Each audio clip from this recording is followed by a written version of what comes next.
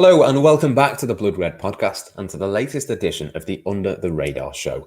I'm Matt Addison here as we take an in-depth look at a player who's been linked with Liverpool over the last few months and is a possible solution to their defensive woes. If you want to find out more about the Red Bull Group in general, ahead of the second leg of Liverpool's Champions League last 16 tie, we did a special podcast on that, which you can find wherever you got this one from if you missed it first time around. But on this show, we're going to take a look at Ibrahima Konate, 21-year-old French central defender at RB Leipzig. Dayot Upamecano is, of course, off the table now ahead of the summer, as he'll be heading to Bayern Munich. But Konate is another one who's possibly going to be on the move too, and is very much highly rated. I'll be joined first by Guido Schafer, a former teammate of Jurgen Klopp's, who's now an RB Leipzig journalist for local newspaper Leipziger Volkszeitung, before I then speak to tactics writer and analyst Josh Williams. Guido, thanks for joining me. We're here to talk, as I say, about Ibrahima Konate, the RB Leipzig centre-back. I suppose, first of all, we should talk about his release clause this summer. Could you tell us how much that release clause is and maybe whether that would be good value for anybody that might be interested? I don't know it exactly, my friend. I think it's for 40 million bucks, 40 million euros. But also, it's for me. It's for sure that he will stay in Leipzig. He's very, very important for RB Leipzig for the future because the leaving of Dayot Upamecano, Dayot will join Bayern Munich, and therefore in Leipzig they need Ibrahima Konate, and I'm sure he will stay in Leipzig by RB Leipzig. If the release clause is met, though, there is that option for him to leave. If it is 40 million, is that a good price for the player? Yes, it's a good price for the player. He's only 21 years old, and he's a famous guy. Not famous is not the right word. He's as good as Dayot Upamecano when he's fit. But Ibrahima has one problem, and this is the problem with the injuries. He had a serious injury 1.5 years ago, and afterwards he never come in his real shape, and now he's fit now, but he's not 100% fit, and he needs practice. But he's a very, very tough player. He's tall, high, and also fast, and a good technique and a good view of the match. And I think he's a little bit Virgil van Dijk, a little bit. Yeah, that's a big comparison, I think. I mean, yes, you mentioned there the injury situation, and he's missed a lot of the last 2 seasons with injuries. Would that be a worry, do you think, for somebody trying to buy him? Or are those injuries just unlucky, or are those injuries something that might happen again? Unlucky injuries also. It was one big injury. It was a problem with the hip. And it's a worry. I think so. It's a worry for other clubs. They will see that he bring his performance and he play. And in this moment, he's not playing. He's not in the squad, and he needs practice, and he needs self-confidence and confidence in his body. And I think Julian Nagelsmann is the right man to give him this practice and also confidence in his healthy in his body. And when he's playing. Ibrahima, he played very well, but you said it. He missed 40 matches in the last 3 years. He made 61. He had 61 appearances, and 40 matches he missed because of injuries. But he's a lovely guy. Also, he's the chief from the boss in a positive way from the French connection in the squad from RB Leipzig in the cabin. On the field, and very intelligent guy, and he learned German as fast as no other guy, and brilliant guy, and also a brilliant player when he's fit. If Liverpool were interested in him, do you think he would choose to move to a club that wasn't maybe in the Champions League next season, because that's maybe looking at a little bit unlikely for Liverpool? Oh, I don't know. If Jurgen Klopp will call him and said, Ibrahima, come to the Anfield Road, I think he would say yes. Yes, I will. Kloppo, yes, I will, is one of the most famous clubs in the world. Also, yes, the crisis in this moment is not nice for Liverpool, for the Reds, and for Kloppo. But Yes, I think is when Kloppo said, "Come to us, come to the Anfield Road," then Ibrahima, yes, he would say, "Yes, Jurgen, I want it. I love you."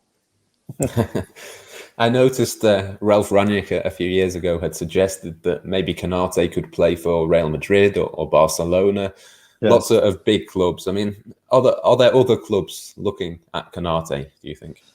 I think there are many clubs watching Konate, but also it's one great reason to say yes or no is the fitness and also the continuity.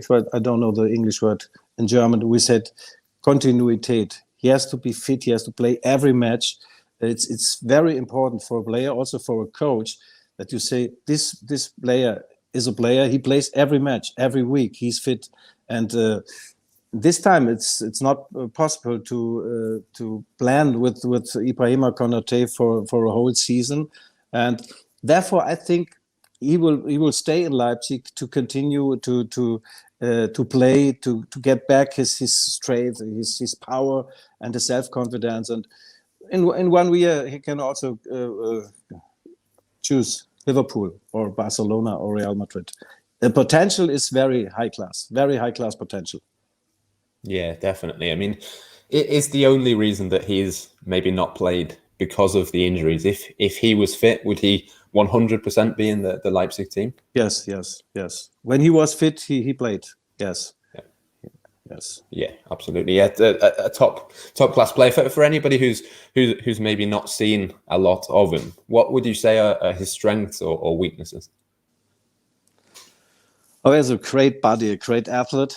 He's fast. There's a good speed in his match, and there's no bad tackles. Also a tackle, okay, but no silly tackles. Very intelligent player, also technical, good player, and I told you a good view of the pitch, of the field, and a good pass. He passes good, and I think it's a package. It's a potential world-class package. I think that's very important, isn't it? The ability with the ball, Yes. the passing, the distribution. Yes. Is that something he's really good at? Yes, he's really good in this. This is also the game from the match from Julian Nagelsmann. He wants players who are able to handle with the ball, who are able to pass also in the defense. And Konate is the right player for such teams, also for Liverpool.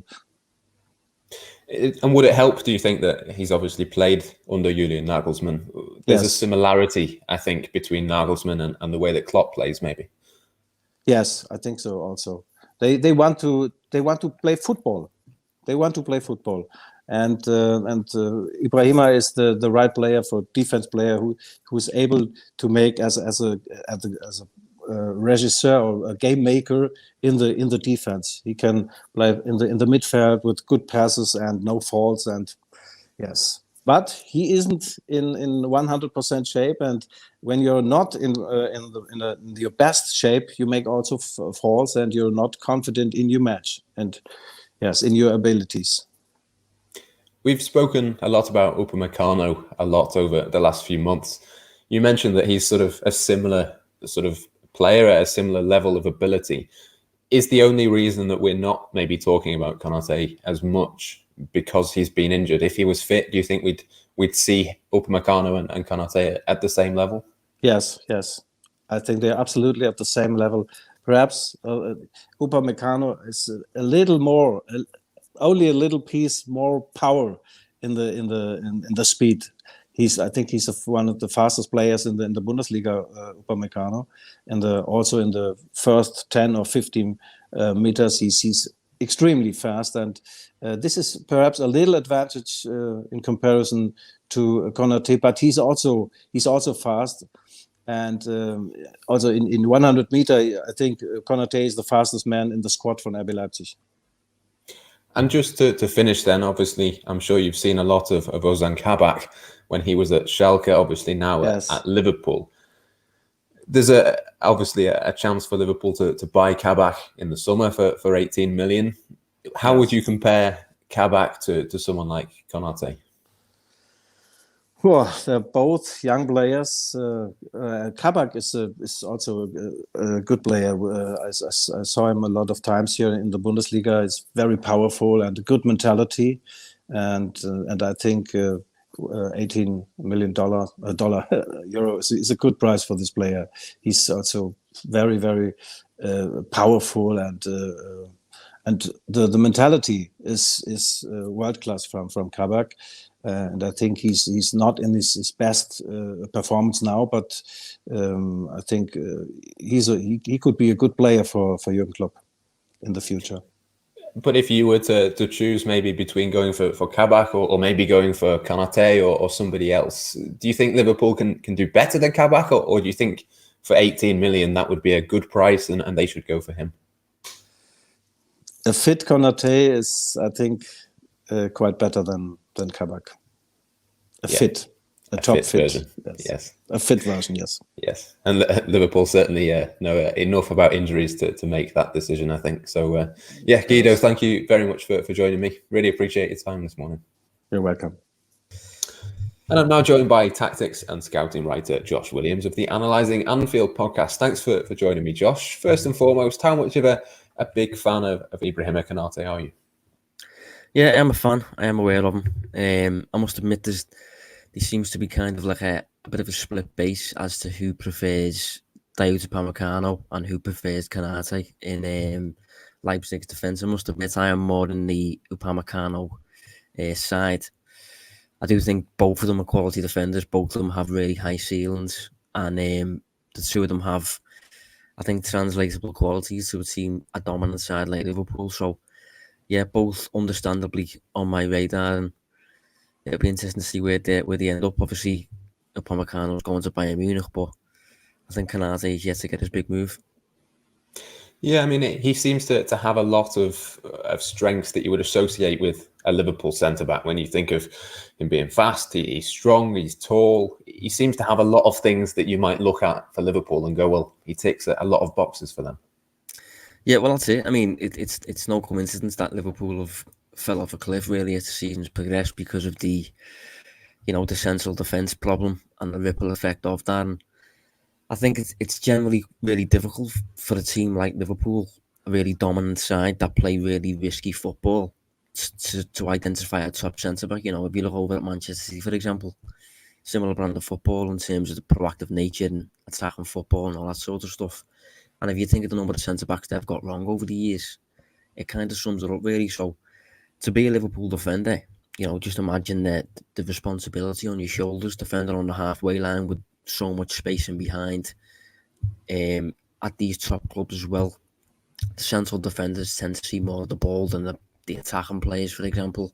So you need to be comfortable in possession, otherwise we encounter problems when we're trying to break down a block, such as what we're facing now.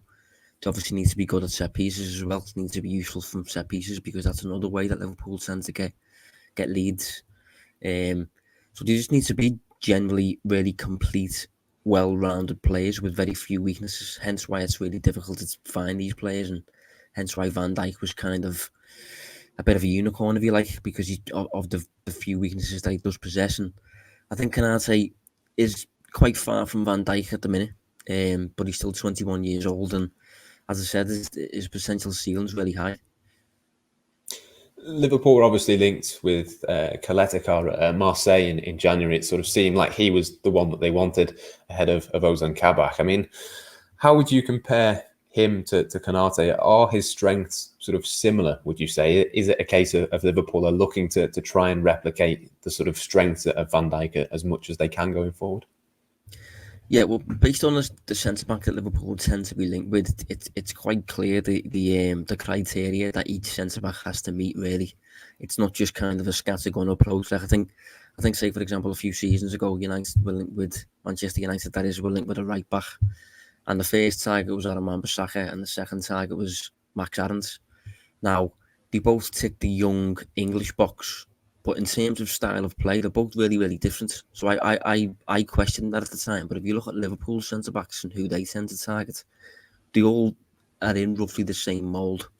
And I think Konate and Kaleta, you could probably stress the same.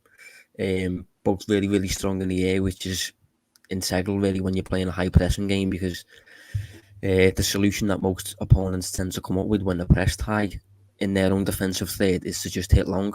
And if Liverpool's centre back fails to win that initial aerial duel, then you can encounter some problems, and you're unable to restart the next wave of attack as quickly if that aerial duel isn't won. So that's obviously something that the two players share. I do think Konate is better on the ball. I think he's more inclined to play, let's say, Van Dijk style passes. I think he's got a wider passing range. And I think on the pace side, it's always difficult to get a big physical centre-back who's also quick across the ground. I think both of them are reasonable in that department. I don't think anything special. But as I said, that's quite a tricky thing to come across a player who's physically imposing while also being fast. So yeah, I think generally, as is usually the case with Liverpool centre backs, they tick the same types of boxes really.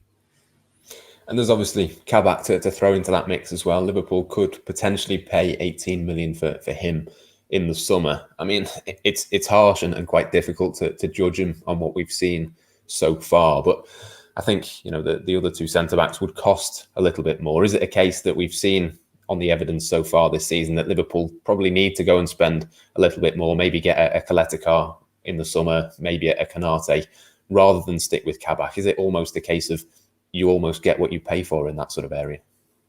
Yeah, I personally would pay a little bit more. I think Liverpool are at the end of the food chain now, whereby Liverpool can just target players that are absolutely ready-made to just win, and they don't really have to go through any real learning period. With the odd exception, of course, where you can save a little bit of money signing the likes of Joe Gomez before his time and Harvey Elliott and players like that. But generally, I've seen the odd person state that why weren't Liverpool aware of Van Dijk when he was at Celtic, sort of thing. And I think I would probably argue Liverpool were, but I think, as I said, the food chain type thing, Liverpool don't need to buy that player until he's complete, until he's ready, until all his maturity has been done behind the scenes. We look at Mohamed Salah, for example. Chelsea went and signed a Mohamed Salah that essentially weren't ready. He then went to Fiorentina. He went to AS Roma. And by the time he came to Liverpool, I think his actual words were he's become a man in that period. So I think it makes a lot of sense for Liverpool to sign players who are basically entering the peak, and they can then spend those peak years at Anfield winning silverware. And I think in terms of Kabak, he's clearly got a high ceiling. I mean, he's coping better with Liverpool's responsibilities than a typical 19, 20-year-old would. Most 20-year-olds would get shown up.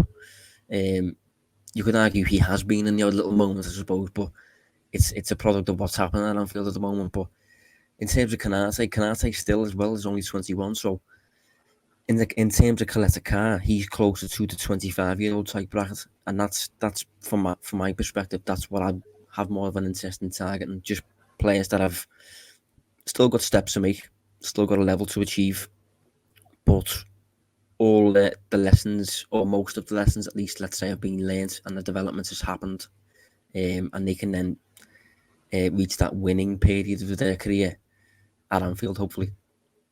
And just finally then, I think one big concern for me in terms of Konate specifically would be the injuries. I think he's missed around 60% of the last 2 seasons, so not even just over the course of 1 season. It's gone on a lot longer than that. A couple of different injuries. I think one was a knee and one was a hip or something along those lines. I mean, would that be a big concern for Liverpool? We know, of course, the injury situation this season has been what has hampered them. Would Liverpool, do you think, be put off Konate because of his history, really, of missing a lot of football?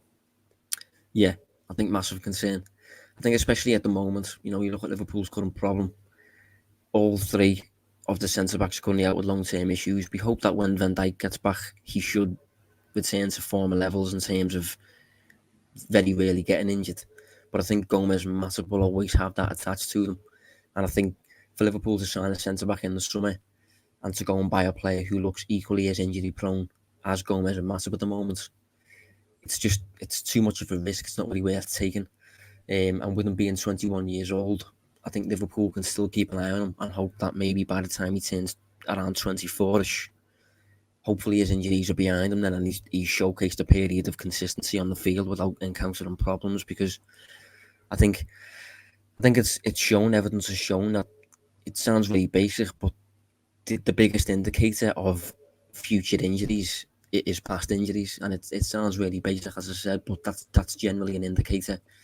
And in Konate's case, it could be a case of signing a player there for upwards of 30 million plus, and he comes in and you encounter similar problems that we've encountered this year because he's not on the pitch enough. So for me, that's a massive tick box that he doesn't yet tick for Liverpool centre back, and for that reason, I think he's probably unlikely to sign, certainly this summer.